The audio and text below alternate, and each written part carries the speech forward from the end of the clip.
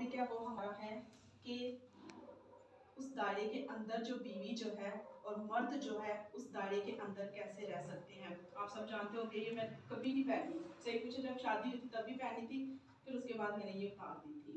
अब ये मैंने स्पेशल इसीलिए पहनाई थी, मैंने कहा कि चले।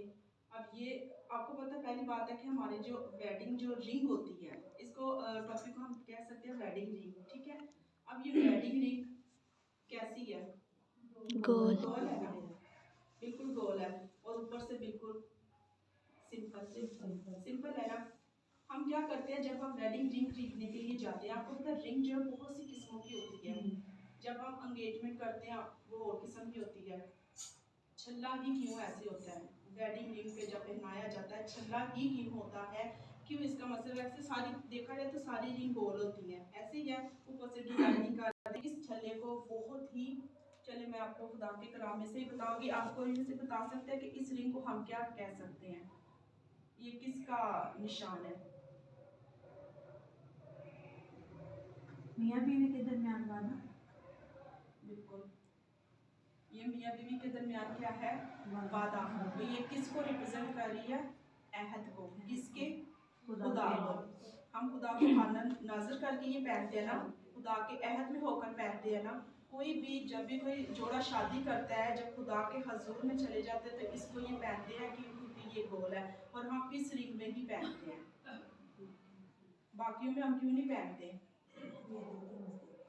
बिल्कुल, अगर मेडिकल देखा है, मेडिकल के लाइन में या उस तरह देखे तो हम कहते हैं ये सीधा जाके दिल पे लगती है, ठीक है। और आपको पता है इस उंगली को कुछ भी हो जाए तो मौत भी हो सकती है, क्योंकि ये बिल्कुल दिल के नजदीक है, ठीक है। खुदा का कलाम हमें इसी तरह बताता है कि जब हम खुदा के कलाम के साथ जुड़ जाते हैं तो हम जो है इसको कैसे खुदा के साथ कैसे जुड़ जाते हैं, खुदा में कैसे हम वफादार होकर इसको करते हैं, क्योंकि ये जो है ना, ये जो अहद कर रही है एक और चीज को भी रिप्रेजेंट कर रही है। गौर करें और सोचें इस बात को, जब मियाँ बीवी इससे बाहर हो जाते हैं तो क्या करते हैं? गुनाह करते हैं ना। जब इस अहद को तोड़ते हैं तो वो एक दूसरे से क्या हो जाते हैं? जुदा हो जाते हैं। इसी तरह हम शुरू से देखते हैं बागियात, वो भी ये क्या था? गोल। वो खुदा की पाक हजूरी थी, आदम और हवा ने गुनाह किया और उस हजूरी से क्या हुए? बाहर। इसी तरह ये मियाँ बीवी का भी एक अहद है। जब हम इसको खैर बहुत कम पहननी जाती है वेडिंग रिंग, वैसे तो पहननी चाहिए, ये नहीं कि नहीं, पहननी तो बहुत जरूरी है, क्योंकि ये हमारा एक अहद है, इससे हम पहचाने जाते हैं कि हम क्या है? मैरिड है, ठीक है। हम हम लोग नहीं भी पहनते, खैर मैं भी नहीं पहनती मैं नहीं बोलूंगी, क्योंकि हम लोग भी बहुत कम पहनती, जब कोई इवेंट इवेंट होता मैं पहन लेती, अदरवाइज नहीं पहनते, ठीक है। अब देखिए ये वेडिंग रिंग जो है हमारी जिंदगी में बहुत ही अहम किरदार अदा करती है। खुदा के कलाम में लिखा है जिसको बीवी मिली उसको तोहफा मिला, और तोहफा किसकी तरफ से है? खुदा की तरफ से। अब ये देखें, ना कोई इंसान, ना हमारे माँ बाप, ना हमारे कोई रिलेटिव, ये किसकी तरफ से है? खुदा की तरफ। अब देखिए हम खुदा के जिंदा कलाम में से पढ़ेंगे इंसान,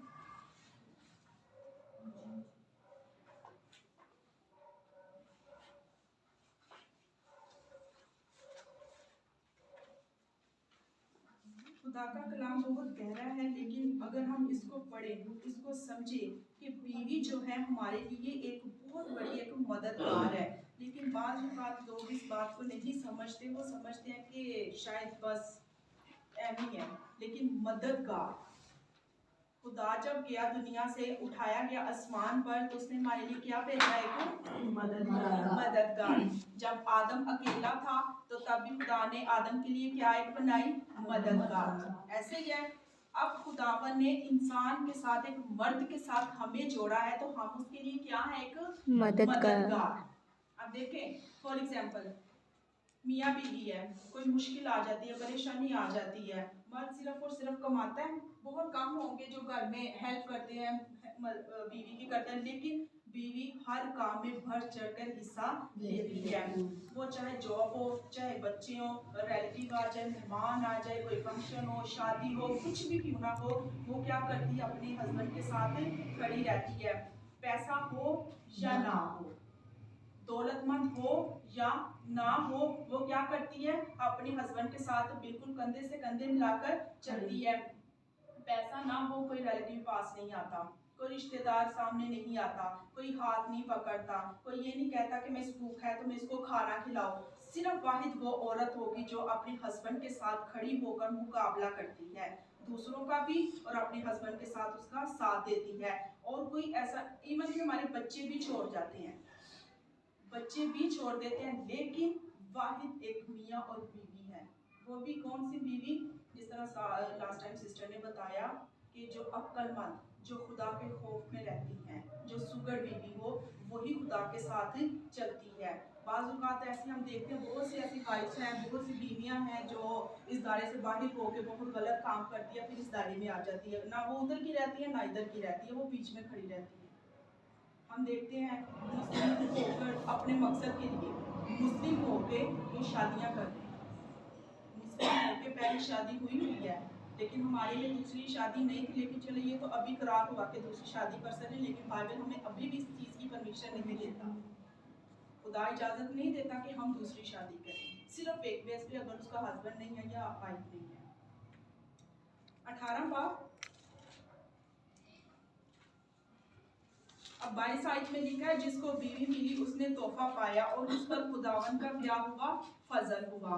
अब ये देखें, ये कोई छोटी बात नहीं है, तोहफा देना कोई आम बात नहीं। देखें, दादा दादी जो होते हैं अपने बेटे के लिए, अपनी पोती के लिए, अपने जो छोटे बच्चों के लिए, अपने बेटे बेटियों के लिए मिरास छोड़ देते हैं, और ये मिरास हमें कौन देता है, खुदा। खुदा। खुदा कहता है कि तुम मेरे, जो जिसको बीवी मिली उसके लिए मिरास है, ये भी मैं आपको आज तक भी बताती हूँ। लेकिन ये देखें, यहाँ पर लिखा, जिसको बीवी मिली उसने क्या किया, तोहफा पाया, और उस पर किसका फजल है, खुदा का, खुदा का फजल है। जिस पर, जिस घराने पर, जिस मियाँ बीवी के ऊपर खुदा का फजल नहीं, वो घराना कभी भी आगे चल नहीं सकता, वो हमेशा क्या होता है, डूब जाता है, वो हमेशा नीचे को आता है, ऊपर कभी नहीं जाएगा। क्यों? क्योंकि वो खुदा का फजल उस पर हरगिज नहीं होता। और जिस मियाँ बीवी पे, जिस जोड़े पे खुदा का हाथ होता है, जो उसके अहद में शादी की होती है, खुदा कहता है ना कि पसली से, मैं एक चीज और है यहाँ पे आपके सामने बताती हूँ। खुदा ने क्या बोला था कि जो मुझे कोई बुरा या भला कह ले मैं बर्दाश्त कर लूंगा, लेकिन जो मेरे पाक रसूल के बारे में बोलेगा उसको मैं हरगिज़ माफ नहीं करूंगा। अब इस बात को नोट कीजिएगा, और उस बात को जो अभी मैं बताने लगी, मर्द कभी भी अपनी बीवी के खिलाफ कोई बात नहीं सुनेगा। कोई सुनता है? बाहर वाला कोई उसकी औरत को हाथ भी लगा दे या छेड़ भी दे, चाहे वो मर्द को जिस तरह का मर्जी हो, ठीक है।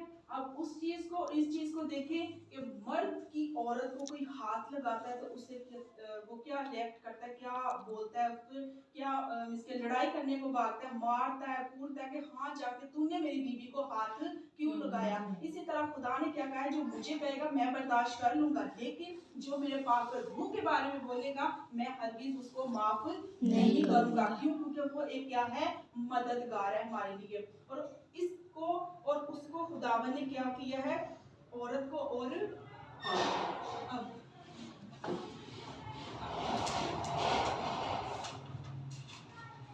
अब ये देखिए, यहाँ पर है बाप, पहले क्या आया, बाप, बाप ने किसको भेजा, तो बेटे को किसने किया आगे, पाकुल क्या हमारे लिए मददगार। खुदा ने क्या बोला था, मैं चाहता हूँ तुम्हारे लिए मददगार भेजता हूँ। आदम को भी क्या बोला था कि इसका अकेला रहना अच्छा नहीं, उसके लिए क्या करता हूँ, एक मददगार भेजता हूँ। खुदा ने, अब ये देखिए, अगर बेटा है, ठीक है, बाप जो है किसका रोल अदा कर रहा है, बाप जो है किसका रोल अदा करता है, आदमी का।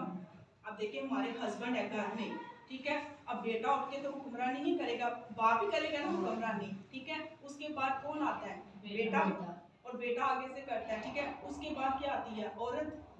औरत किसके लिए है, मर्द के लिए, और औरत को मर्द के लिए बनाया गया है, जिस तरह पाक रूह हमारे दिलों में बसता है। आप देखिए, लोग बहुत सारे ऐसे बोलते हैं कि जो पाक रूह है सिर्फ बाज़ औक़ात गैर ज़ुबान जो खास तौर पे है, बहुत से लोग इसको मानते नहीं हैं, ठीक है, बहुत से लोग इसको मानते नहीं हैं, और वो भी मैं नाम तो नहीं लूँगी, लेकिन काफ़ी ऐसे लोग हैं जो इसको इस पर यकीन